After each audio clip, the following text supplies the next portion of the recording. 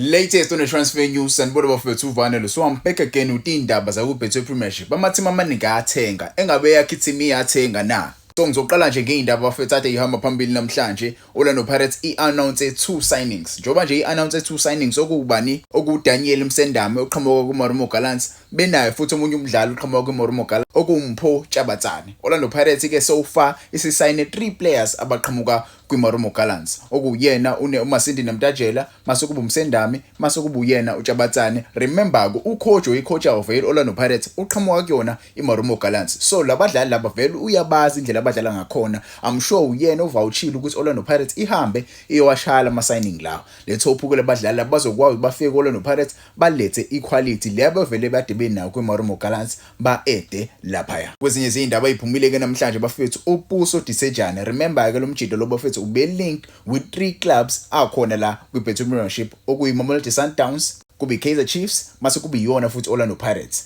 Umjida bese kusele kancane uthi ayijoin iMamelodi Sundowns but ke iMamelodi Sundowns ayikhiphanga imali eyanele ukuthi TS Galaxy igculisele. Bingagculisekile ke bafethu TS Galaxy ya decide ukuthi cha accept le bid le eqhamuka neclub yale kwiMLS okuyiChicago Fire FC le esayine vele umbekezeli Mbokwazi obedlala kuOrlando Pirates. Umjida ke namhlanje bam-announcile as their new winger ozodlala le kwiMLS. Let's hope umjida uzokwazi ukuthi ayela baphesheya awukwazi ukuthi adlale kahle asebenzisane benayo umbekezeli Mbokwazi because basuka vele khona la eSouth Africa yabo. Kwezinye izindaba eziphumile bafethu ukuthi iMarumo Gallants have completed the signing of former AmaZulu forward uMsindisi Ndlovu. Umjida ke bamsayine on a 3-year contract. Kwezinye izindaba eziphumile bafethu the former Orlando Pirates defender and the former Bidvest defender okuThulani Hlatshwayo has confirmed his retirement from professional football. Umjida ke bafethu usedecide ukuretire. Umjida kade ke aqala ukuthi adlale ibhola la eSouth Africa. Angitshela ke ema comments what do you remember regarding uThulani Hlatshwayo? Iyiphi moment eyachaza ngayo umjida? Iyiphi moment omkhumbula ngayo? Mina ke ngimkhumbula kuOrlando Pirates. Angifuni ukuchaza kakhulu, uyangazi ukuthi ngizizwa kanjani ngoThulani Hlatshwayo kuOrlando Pirates. Kwezinye izindaba bafethu Stellenbosch FC are in talks with iMagesi over uKgomotso Mosadi. UKgomotso Mosadi ke bafethu kuthiwa le deal le ingenzeka ibe potential swap involving uThato Khiba noLisiba Nku. Remember kuLisiba Nku is not training with the Steelies. Umjida bamsuspenda benobani benomojela. Kwathiwa abajida babekwe on a transfer list. So bayachithwa ngempela. So bafuna ukushaya ipotential bani swap deal. Ubani ulomjida lo uThato Khiba usasana kufika vele kuyona iSteelies usuka kuyona iTS Galaxy. So bafuna nje ukubafala bajida as a package just to sign this player udlalela iMagesi FC. Kwezinye izindaba eziphumile bafethu the ex Kaizer Chiefs player uMduduzi Mdantsane has joined a new club ebizwa ngePhezulu FC edlala le kwiSefa Mpumalanga ABC Motsepe League. Let's hope umjida kuzokwazi ukuthi aqhubeke for uthando lwakhe lebhola. Umjida uyalithanda ibhola njengoba edlala even kumazinga aphansi kanje. Phela remember 2 years ago umjida bedlalela iKaizer Chiefs, a big club here in South Africa, but right now sedlala le kwiABC Motsepe League. Let's hope uzokwazi ukuthi revive uthando lwakhe lebhola, simbone mhlambe vela ku-NFD, simbone mhlambe ebuya in one of the teams akhona la kwiBetway Premiership yabo. Kwezinye izindaba bafethu uSinesipho Mali has announced his departure from his role as a sporting director at Chippa United. Umjida bafethu kuthiwa ngenzeka ayojoin amaZulu yabo. There's a potential move to continue where they left off with ubani uAtazwane lo oqhamuka kwiKaizer Chiefs. Menikhumbula kahle ke indaba zaAtazwane benoSinesipho Mali. But ke sifuna ukubona ukuthi kahle kahle kuzokwenzakalani njengoba sebezosebenza ndawonye nje kumaZulu. Kwezinye izindaba bafethu iclub yase-Egypt igama layo iPetrojet SC have completed the signing of umdlali weTS Galaxy ona 25 years old. Umjida uyidefender igama lakhe uqobo lwakhe Sibande useyodlala le eEgypt. TS Galaxy yadedela ngempela iyachitha labadlali laba. Iyaloku ibadayisa nje. Yabo into engiyithanda iTS Galaxy ke nje ubadayisa labadlali laba. They will go to each and every team ekhona kwiBetway Premiership. Remember there are youngsters adlala kahle. Njengoba lama youngsters edlala kahle, some of the teams they are not promoting these youngsters. So they will go to these youngsters and offer them a first team contract. Yabo, most of these youngsters tend to sign those contracts because they know TS Galaxy is one of the teams that promotes players and make those players a big star players. Look at Abo Puso Disejane, look at Abo Samkelo Kabini, look at Abo Bani,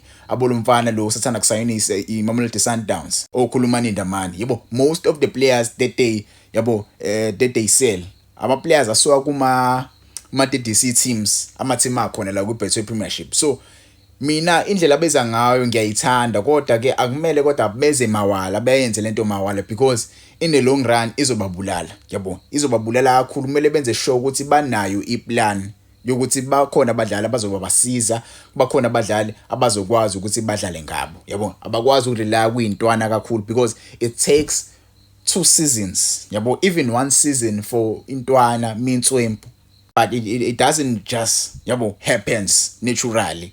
It doesn't happen naturally. So bona ukuthi badayise kanje, it's a good thing bayenze profits because remember banaso isponsor. Abanaso isponsor. Njengoba bengenaso nje isponsor, they rely on these sales they make from these youngsters. Kwezinye izindaba esizwile namhlanje kuthiwa iChicago Fire ibifuna bani? Ibifuna Oswina Police. Ibifuna Oswina Police, but Orlando Pirates ithe cha. Ithe nje cha, asivumi nokuthi simdayise Oswina Police, rather go somewhere else and look for other players. Asikwazi ukuthi sidayise Oswina Police, ungumdlali wethu naye. Kwezinye izindaba ke lezi angifuni ukuyikholwa kakhulu le ndaba lezi, but ngizwile kuthiwa umdlali Orlando Pirates okubani okuTsegofaso Mabasa is in talks with Stellenbosch over a potential loan move for the remainder of the season. Umjita ke, remember, he's contracted with the Orlando Pirates. There is speculation that Umjita ngenzeka ahambe at the end of the season because ama contract talks with yena no Orlando Pirates akakabi khona. Umjita kumele asayine contract njengamanje before iwindi livalwe. Uma leka lavalwe iwindi, Umjita usengasayina noma ngayiphi team. Kuleli iwindi nje usengasayina noma yiphi team for i-pre-contract because njoba liphela nje iwindi, njoba nje iphela isizini ngoJune. Njoba iphela isizini ngoJune uzobe free agent. Usengasayina noma yiphi club ayithandayo Umjita, noma usengajoyina noma yiphi club ayisayinelile from uJanuary. So yena ke angifuni ukumbona eshiya Orlando Pirates bafethu uTsegofaso Mabasa, but ke anything can happen. Yibhola leli.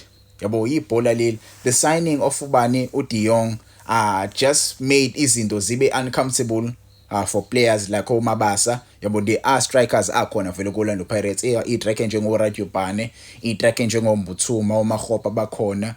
I know De Jong is not a striker. De Jong is not a striker, but he's a type of player that you can compare to Evidence Makgopa. So I think if Evidence Makgopa being dropped ehlala ebenchini, a player like De Jong, maybe he can cater for that position. He can play the way uMakgopa edlala ngakhona. Maybe we can push Umjita simdlale phambili uDe Jong. But we will see ukuthi ucoach uzokwenza njani. But I'm not allowing this. Angifuni lento le move le ibe impumelelo. I hope Orlando Pirates izokwazi ukuthi i-renew i-contract yakhe uTsegofaso Mabasa. So izona ke indaba lezi ungangitshela wona ama comments, iziphi indaba ezikujabulisayo uvane lo bafethu. Ngiyabonga kakhulu support eningiyeza yona. Asifike ku 30k. Sesikubona u20k. Asifike ku 30k ke manje, sidlule ku 30k subscribe.